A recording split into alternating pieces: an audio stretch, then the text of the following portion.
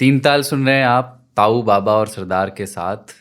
और कवि कह गए हैं कि कस्में वादे प्यार वफा बातें हैं सब बातों का क्या। बात बनती है वाक्य से और वाक्य बनते हैं शब्द से, और शब्द जो खुद 2.5 अक्षर से बना है, इसके ऊपर अपने देश में छिड़ गया है वर्ड वॉर। और लोकसभा के सचिवालय में बैठे सचिव जी लोगों ने देख रहे हो विनोद,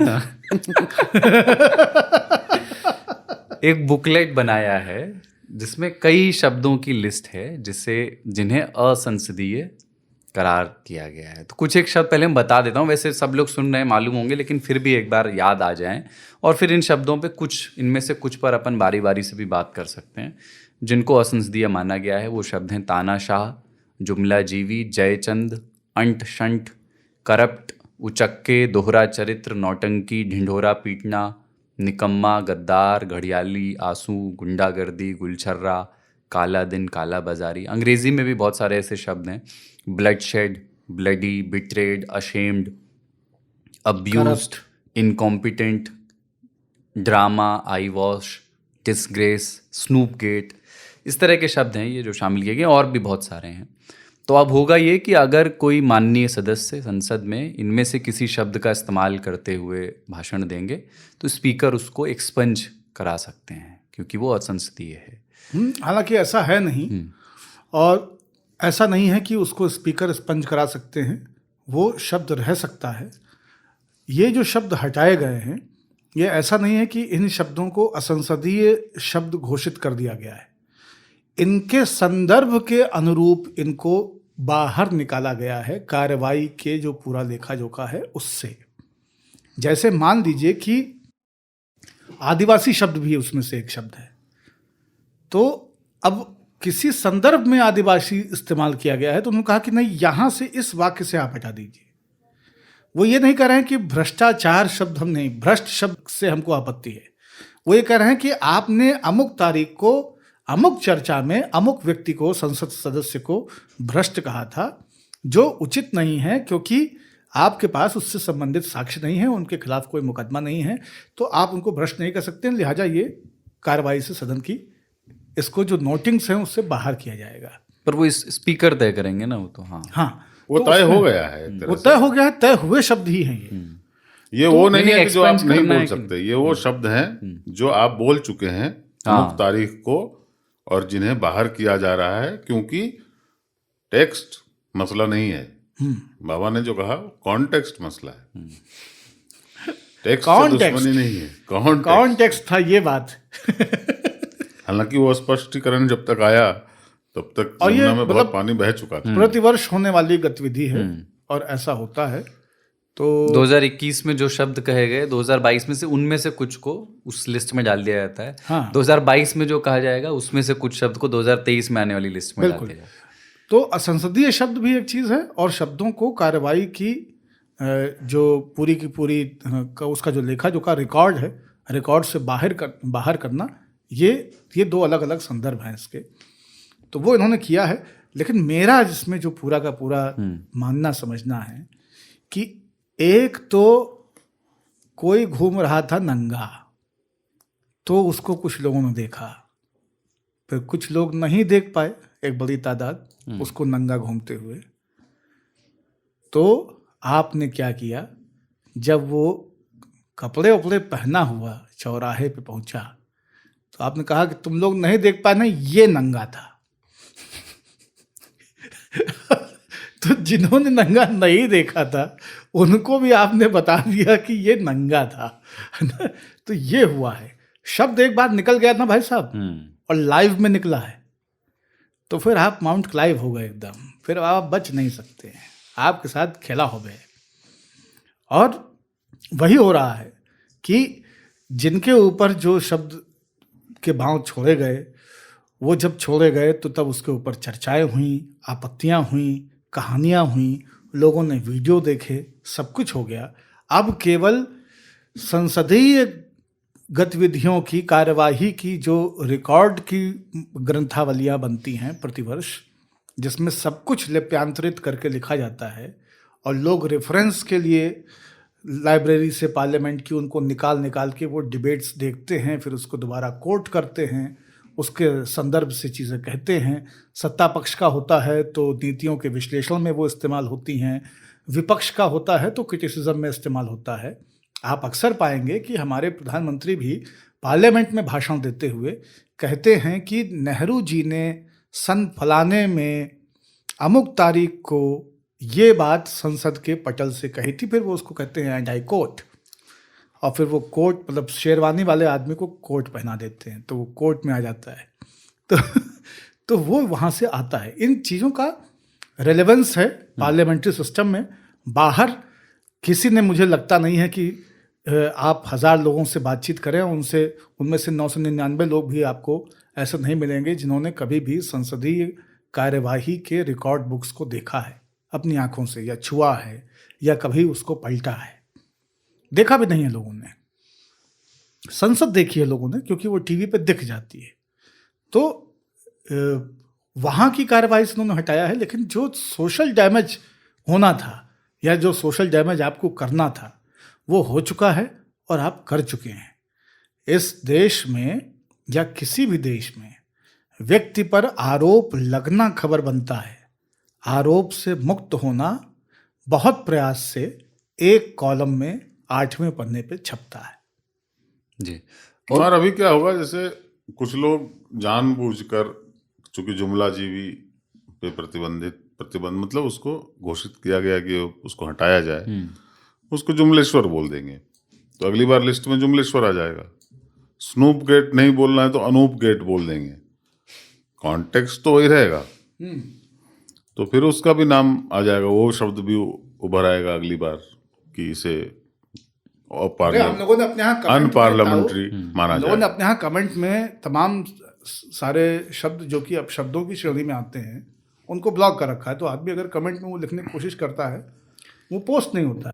अभी लोगों ने क्या हैक निकाला है, एक नेता को जो काफ़ी पॉपुलर है और आजकल चुनाव भी जीत गए हैं, उनके बारे में किसी ने कमेंट लिखा तो उसमें लिखा मादरणीय है।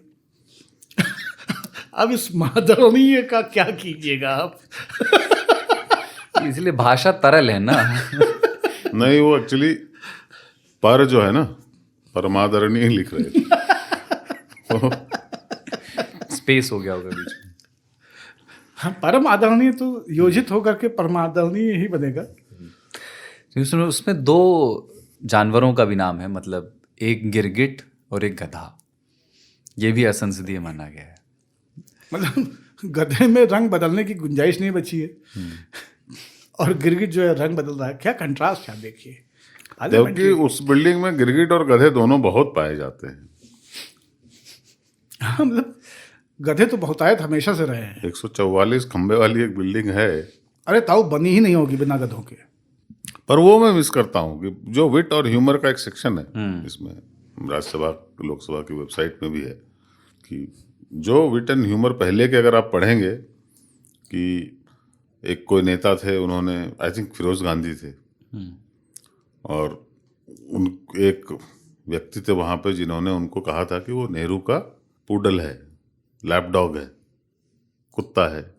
तो उन्होंने उठकर कहा था कि आप तो लोकतंत्र के खंबे हैं।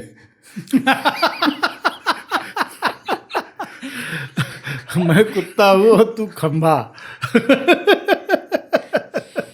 और वो मशहूर नेहरू जी का कहना, कि नेहरू जी किसका कहना, मैं स्पष्ट नहीं हूँ इसलिए क्लेम नहीं करूँगा, कि लद्दाख में तो घास भी नहीं उगती। हाँ। तो जवाब में ये कहा गया कि आपके सिर पे भी बाल नहीं उगते, तो क्या आप काट कर दे देंगे। तो इस तरह का ह्यूमर, अटल बिहारी वाजपेयी के टाइम का ह्यूमर, वो सब अब लोग कह रहे हैं कि शकुनी को भी जैसे असंसदीय कहा गया है, तो लोग कहेंगे उसके लिए भी कि गांधार नरेश, और जयचंद को कन्नौज पति।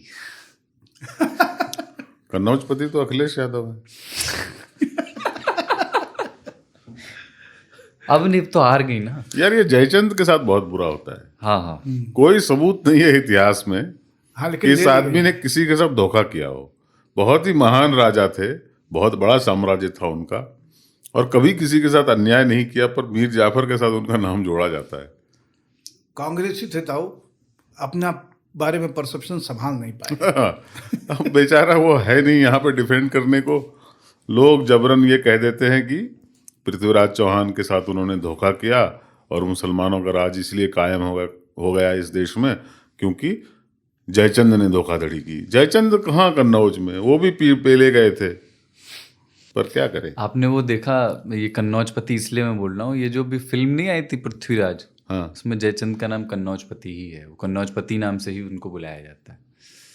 मुझे ये 2-3 शब्दों की ध्वन्यात्मकता बड़ी अच्छी लगी। मुझे इनको असंसदीय कहे जाने पे थोड़ा बुरा लगा, जैसे गुलछर्रे, हाँ, ये कितना जो है ना, सुंदर ये शब्द है, इतना- निकम्मा, कितने लॉलीपॉप, गीत- आप कितने देखिए, गीत हैं आप सोचिए निकम्मा पे। उचक्का, ये सब तो अच्छे सुंदर शब्द हैं। और ये भी नहीं कहे जाएंगे तो आप मतलब ये मुझे लगता है षड्यंत्र है कि खड़यंत्र है। हाँ, षड्यंत्र है ये कि संसदीय प्रक्रिया से सामान्य मानविकी को कैसे च्युत कर दिया जाए, वो कैसे इसमें इंटरेस्ट ही लेना बंद कर दे। ऐसे ठुर्रा के नमक जैसा एकदम ठेला बिकने वाले खड़े खड़े शब्द एकदम आप- ड्राई बना हाँ, देंगे उसको। घोड़ा सड़क पे पराग पराग दौड़ रहा था, मोर आया मुर गया, ऐसे थोड़ी संसदीय प्रक्रिया चलेगी भाई। थोड़ा सा कुछ तो मर्यादा रखिए, है एकदम पर निकम्मा। चूंकि मुझे अड़ा से बहुत आपत्ति होती है तो मुझे अच्छा लगा आपने जैसे बोला। ताऊ की कविता इतनी खतरनाक है ना वहाँ पे करों वाली। हाँ, वो है, उसको फिर से लगा देंगे इसमें। तो इससे लेकिन एक चीज़ है, मतलब इसमें एक बात यह है कि क्या इससे, जैसे अभी अपन बात कर रहे हैं, इसको रिप्लेस कर लेंगे, भाषा तो तरल है, इनोवेशन होगा। जो शब्द आपने हटा दिए, नए शब्द आ जाएंगे, कल को और आ जाएंगे, कच्ची कलियां चुनने वाले, तुमसे बेहतर कहने वाले। पर क्या जो शब्दकोश है वो, उसको हम हर साल शब्दों की सूची में असंसदीय शब्दों की संख्या बढ़ाते जा रहे हैं, तो शब्दकोश को सीमित भी करते जा रहे हैं क्या, बोलते हुए? एक समय आएगा, ये मॉनसून सेशन जो है ना, में मौन यहीं से आएगा। मौन सुन। क्योंकि वहां पे कोई कुछ बोल ही नहीं पाएगा। आप पूरी डिक्शनरी को अगर अनपार्लियामेंट्री घोषित कर दोगे तो फिर क्या बचा है। हाँ, वही ना, कि सारे शब्द तो उसी में डाल दें। शब्दों का धर्मांतरण हो रहा है ऐसा लग रहा है। एक हम अब बिरादरी में बैठने लायक नहीं बचे, दूसरी में बैठे थी। शब्दों के साथ जो हो रहा है संसद में, ऐसा नहीं है कि उनको किसी बाड़े से खोल करके जंगलों में जाने दिया गया है। उनको एक किताब से निकाल के दूसरी किताब में डाला जा रहा है। ये विचित्र घटना है। और इसलिए मैं इसको धर्मांतरण कह रहा हूँ। नास्तिक हो गए होते शब्द तो बुरा नहीं था, धर्म बदल गया भाई साहब। और धर्म संकट पैदा हो गया है कि अब सब असुर हो जाएंगे। तो असुर मतलब आखिर में आप देखें कि नॉन पार्लियामेंट्री टर्मिनोलॉजी की किताब, उसको 4 चारवाक अपनी पीठ पे उठा के लेके आया करेंगे, है ना। और परमिटेड शब्दावली जो है ना, वो चिट में जेब में रखा हुआ होगा। धर्मांतरण तो एक ही बार हुआ है, हेमा मालिनी से विवाह करने के लिए धर्मांतरण हुआ था। उसके बाद तो यूं ही कन्वर्जन होता रहता है। आपने जो मॉनसून बोला था ना, हमारे यहाँ अवधि में एक कहावत है। कहावत क्या है, बच्चों को जब चुप कराना होता है ना, तो उनको एक खेल में उलझाया जाता है। छोटे बच्चे बहुत बोल रहे हों तो अचानक उनको सबको बुलाया, एक जगह जमा किया और बोला कि जब तक काली चिड़ैया न बोले तब तक सना मन। तो जब तक काली चिड़िया नहीं बोली तब तक चुप रहना, जो पहले बोलेगा वो हार जाएगा। मॉनसून से सना मन याद आया। क्या बात है। आशा वैसे भी संसद वालों की बहुत खराब है, और शब्दों का संकोच करके वो भाषा को और खराब करते जा रहे हैं। उनकी प्रवृत्ति है भाषा खराब करना, तो आप उनसे अपेक्षा रखें नहीं। दूसरा क्या है कि नेता नगरी जो है वो केवल ये 64 योगिनी की शैली में बने हुए इस संसद भवन में ही नहीं है, उसके बाहर भी हैं वही नेता। वहाँ पे संसदीय और असंसदीय की बहस नहीं है, और वहाँ पे भी वो विचारों को व्यक्त कर रहे हैं। वो पार्टी के मंच हैं, वो लोगों के मंच हैं, वो संप्रदाय के जातियों के मंच हैं, वो समाज के मंच हैं, वो सांस्कृतिक मंच हैं। ऐसे तमाम सारे अवसर जो संप्रेषण का अवसर उन्हें उपलब्ध कराते हैं, लोगों के साथ संचार का अवसर उपलब्ध कराते हैं। वहाँ की शब्दावली का क्या कीजिएगा भाई साहब। तो पहले तो आपने कह दिया पार्लियामेंट में, फिर 6 महीने बाद आप उसको निकाल रहे हैं। डैमेज तो हो चुका, जिनको रोना था रो लिए, और जिनको उठ करके ट्रेजरी बेंच में जाके किसी को गले लगाना था वो गले लगा लिए। ये घटनाएं तो रुकी नहीं, ये तो तब हो गई, अब आप शब्द निकाल रहे हैं। और ये लोग जब वहाँ से संसदीय और असंसदीय की बहस से निकल के बाहर आए चाय के टीहे पे, तो फिर वही मादरणीय परम परम वैभव। ठीक है, तो 3 तालियों से ये अपन जल्दी जल्दी आज विषयों को आगे बढ़ाएंगे क्योंकि 2 बिजार अपन को आज लेनी है। तो 3 तालियों से अपन सुनेंगे अब कि असंसदीय शब्दों पर उनके संसदीय विचार क्या हैं। और मैं ये निवेदन कर रहा हूं कि 3 ताली ये बताएं कि उनका फेवरेट असंसदीय शब्द कौन सा है। आज मैंने दे दिया है, इसके असंसदीय होने से पहले इसको लपट लो। अब साडा जीवन उच्च बिजार का वक्त है और ये आया जाए खबर गुजरात से है। गुजरात के वडनगर से जानी मानी जगह है। वहाँ IPL जैसा एक फर्जी क्रिकेट टूर्नामेंट कराया गया और उसे YouTube पर लाइव स्ट्रीम किया गया। वर्ड क्यों नाम रखा था? ये वर्ड वॉर चल रहा है। वर्ड द नगर। तो YouTube पर उसे लाइव स्ट्रीम किया गया फर्जी क्रिकेट टूर्नामेंट को, और रशिया और पाकिस्तान से उस पर सट्टा लगवाया गया और उसका जो पूरा सेटअप खड़ा किया गया वो बड़ा मज़ेदार है। तो ये मौलीपुर गांव है वडनगर में। वहाँ कुछ लोगों ने पहले एक खेत खरीदा, फिर उसमें क्रिकेट पिच बनवाई और क्रिकेट मैदान बनवाया, फिर फ्लड लाइट के तौर पे हैलोजन बांधे गए, फिर लाइव स्ट्रीम करने के लिए multi cam setup, commentary box वगैरह वगैरह बनाया गया ताकि वो एकदम IPL एक टूर्नामेंट, बड़ा टूर्नामेंट लगे।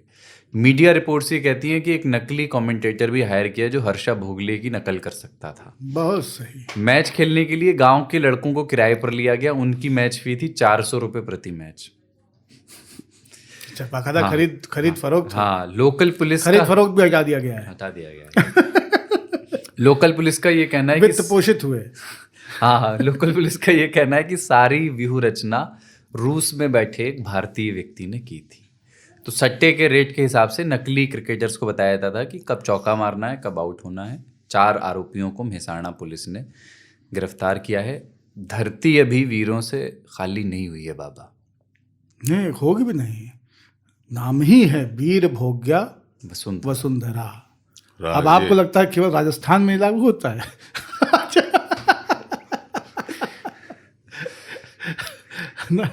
केवल राजस्थान में लागू नहीं होता, गुजरात में भी लागू होता है। वसुंधरा हर जगह है, धरती का ही पर्यायवाची है वसुंधरा। मुझे थोड़ी हैरानी हुई कि ये काम यूपी वालों पे बड़ा सूट करता नहीं, पर अरेस्ट काहे किया? इसमें गैर कानूनी क्या हुआ है? सट्टाबाजी। तो सट्टे तो वो लगा रहे थे। मैं अपने घर के बच्चों के खेल में क्या सट्टा नहीं खेल सकता?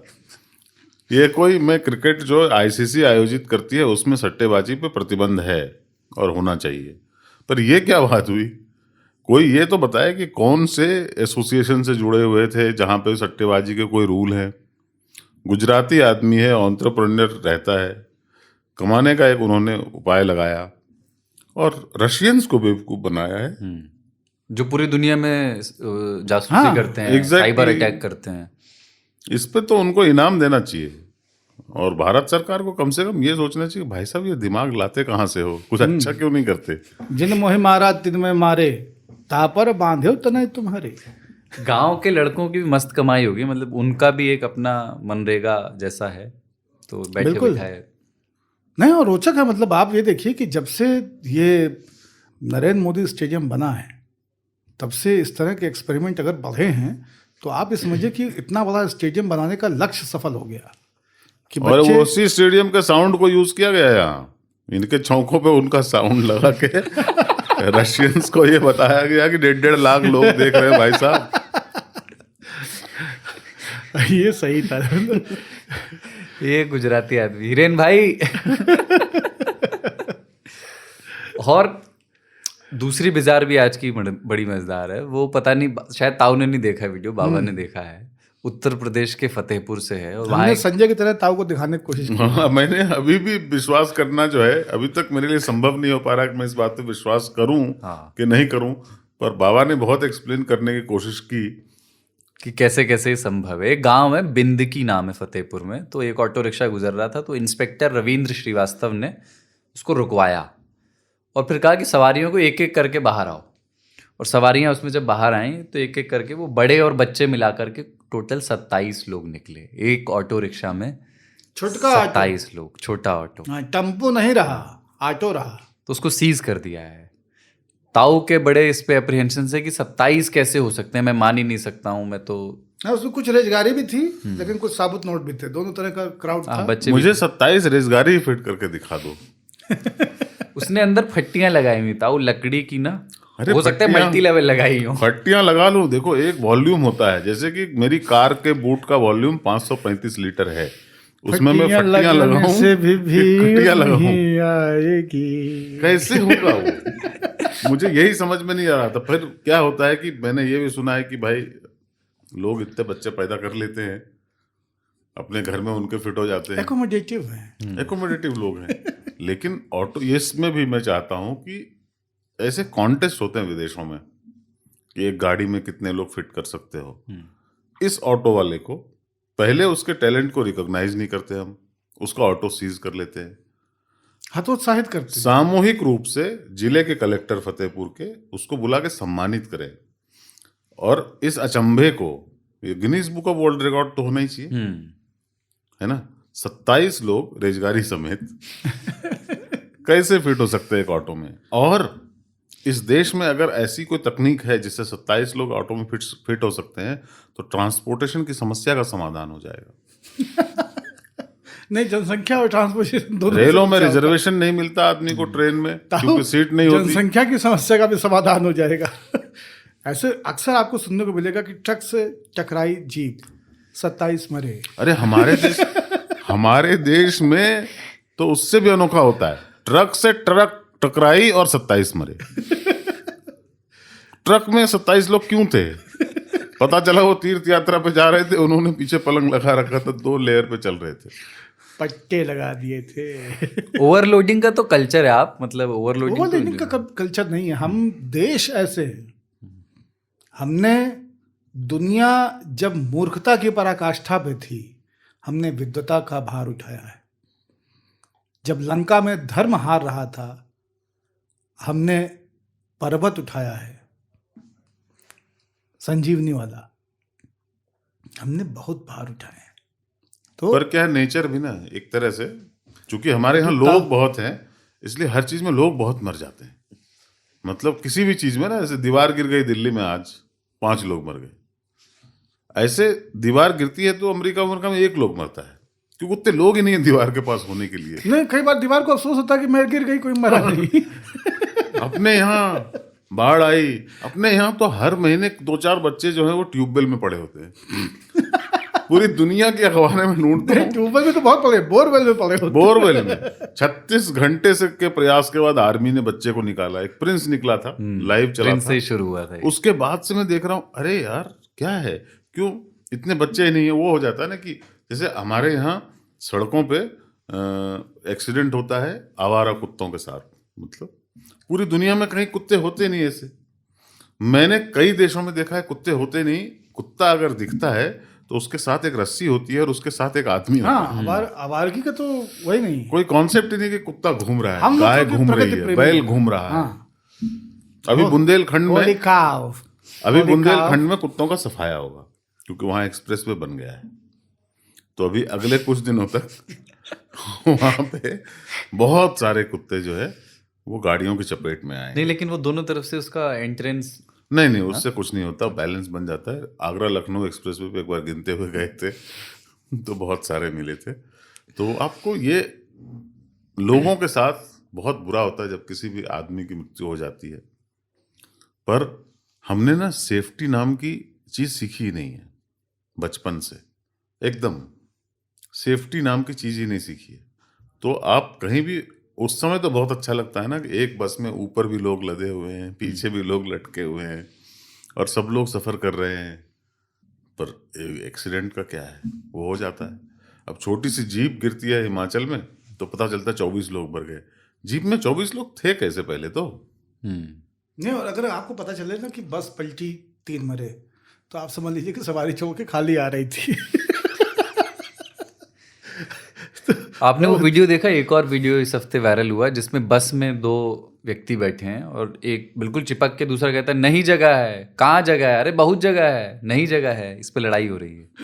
वो मीम बन गया है कई उस पे। लेकिन जगह पाने का भी, जगह मतलब पब्लिक ट्रांसपोर्ट में जगह हासिल करने का भी अपना मजेदार स्ट्रगल रहा है। हाँ, स्वल्पा एडजस्ट माड़ी हैं? कन्नड़ा में बोलते हैं बैंगलोर में, स्वल्पा एडजस्ट माड़ी, थोड़ा एडजस्ट करिए। और ये एडजस्ट वर्ड पूरे देश में है। अगर आपने बस में, सब मैं तो बचपन में बहुत किया है, जहां पर कि 2 लोगों की सीट बैठने की है वहां 3 बैठे हुए हैं और चौथा आके कहता है अरे थोड़ा एडजस्ट करिए। एडजस्ट वो तो बस मतलब हाइका adjust तो ऐसा चल रहा है। जगह है, निकल जाएगा। आप विद्यालय के कोई प्राध्यापक हैं, पढ़ा रहे हैं, अब उनसे आप कभी कहिए कि तब कैसा चल रहा है? क्या चलने क्या है, जब से अवस्थी जी प्राचार्य बने हैं एकदम समझ लीजिए कि नरक हो गया है जीवन। कोई नियम कानून नहीं, ये अपने आप को वायसराय समझता है। तो फिर क्या सोचा है आपने? क्या सोचना, एडजस्ट कर रहे हैं। दूसरे आदमी को आप कितना सुंदर प्रयोग है लेकिन एडजस्ट है ना, दूसरे से आप पूछिए कि क्या हो गया भाई साहब, बड़ा चेहरा करे, क्या बताएं, छुटके की शादी जब से हुई है, घर जो है भाई साहब एकदम लगता है दंगल। कोई नियम नहीं, कोई पूजा नहीं, कोई भोजन नहीं, कोई कभी सो रहा है, कोई कभी जा रहा है। कहें तो फिर क्या सोचा है? क्या सोचना है, एडजस्ट कर रहे हैं। वो मैंने यहाँ पे 3 ताल में सुनाया है शायद, 2 अवधि के बिंब हैं। एक तो वो जो बिंब पे बनियान आने वाले हमको लगता है। बिंब बनियान। तो वो नहीं, एक बार वो अब मैं बताया तो विभू हैं एक, वो भिवानी वाले हमारे लिसनर, वो अपने स्पेस में आए बुधवार को और उनसे कुछ ऐसा, उन्होंने कुछ शरारत की तो घर पे पूछा गया कि क्या, क्यों शरारत की, मुझे पूरी कहानी याद नहीं है। तो उन्होंने उसकी शुरुआत ऐसे की, सफाई पेश करते हुए अपने पिताजी से या माताजी से, कि दरअसल इसका बिंब देखिए आप पहले। मैंने कहा भाई देखो, ये अच्छा शब्द है, आपने सीख लिया, लेकिन ये हिंसा से बचाएगा इसकी गारंटी नहीं है। नहीं, कई बार हिंसा हो सकती है। नहीं, उनके पिताजी अगर बोलते बहुत बिंब कर दिए आप,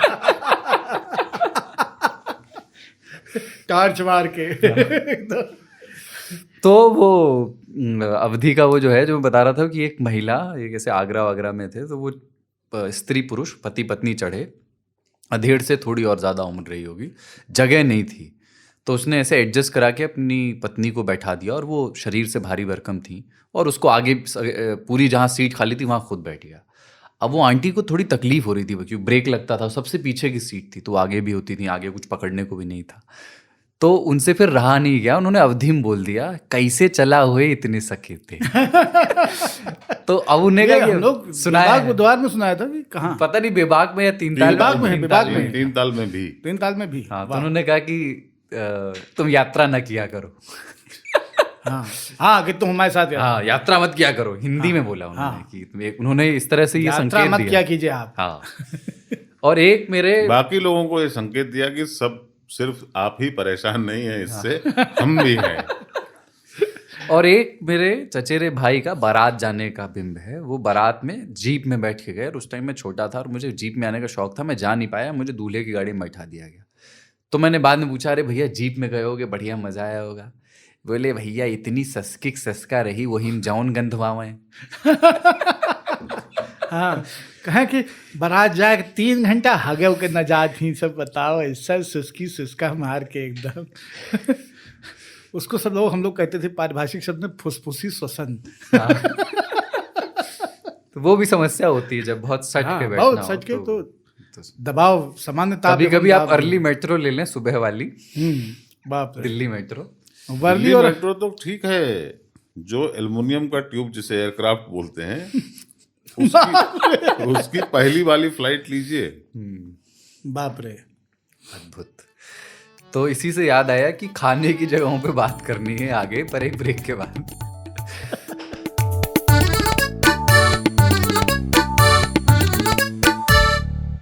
राम राम भाइयों, मैं हूं मनबीर भाटी, दल्लूपुरा नोएडा से। मौज आ गई आज तो, खजाना सुधारो मिल गया। आज हमने सुना है पॉडकास्ट आज तक रेडियो पे, खबर ऐसी सी बतावे मजा सा आ जा।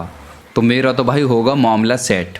रोज नहाना है, धोना है और फिर लत्ते पहन के मुझे मोबाइल पे चलाना है आज तक रेडियो। मेरी शॉप पे अब बजेगा सिर्फ आज तक रेडियो। सुन के देखो, सारा जहां सुन रहा हो।